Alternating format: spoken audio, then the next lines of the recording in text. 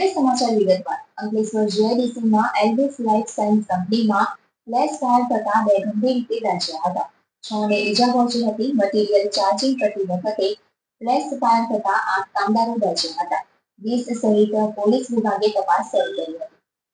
Ankleshwar જીઆઈડીસીમાં Elvis life science કંપનીમાં flash ફાયરની ઘટના બની છે. આ દુર્ઘટનામાં કુલ 8 કામદારો ઘાયલ થયા છે. પ્રાથમિક માહિતી અનુસાર 2 કામદારો ગંભીર રીતે દાઝી ગયા હતા.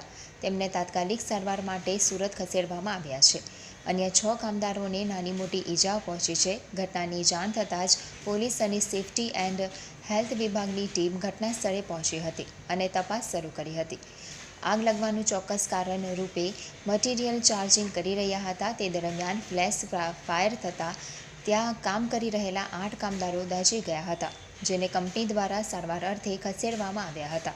ઘટના અંગે ડીસ ટીમ દ્વારા સ્થળ તપાસ કરીને સ્થળ નોટિસ આપી હતી તેમજ વધુ તપાસ શરૂ કરી પ્રાથમિક સ્થિતિ જેસે થઈ રાખવા તાકીદ કરી હતી. ઔદ્યોગિક